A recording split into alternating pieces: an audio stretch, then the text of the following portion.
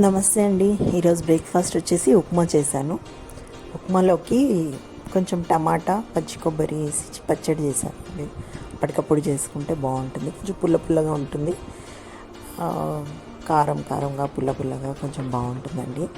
ఇది వచ్చేసి ఫస్ట్ పచ్చిమిర్చి కొన్ని వేయించి పక్కన పెట్టేసేసుకున్నాను. తర్వాత కొంచెం దోరగా వేగిన టమాటా ముక్కలు కట్ చేసి అవి కొంచెం హాఫ్ వేగిన తర్వాత దాని లోపల కొంచెం జీలకర్ర, కొంచెం వెల్లుల్లి అండ్ ఒక 4 రెమ్మలు చింతపండు వేస్తే, పులుపు కొంచెం కావాలి అనుకుంటే కొంచెం చింతపండు వేయండి, లేదంటే స్కిప్ చేసుకోండి. ఆ టమాటాలో ఉన్న ఇది సరిపోతుంది.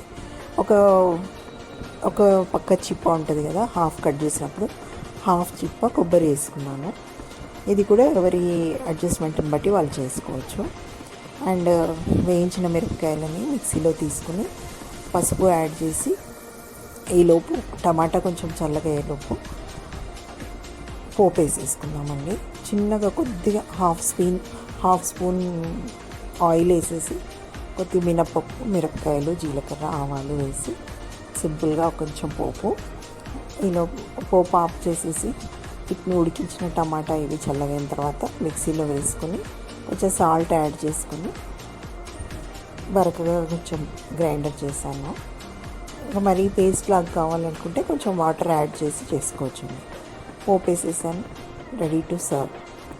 అప్పటికప్పుడు చేసుకుంటే ఇన్స్టెంట్గా బాగుంటుందండి. చింతపండు వేయడంతో మిక్స్ అండ్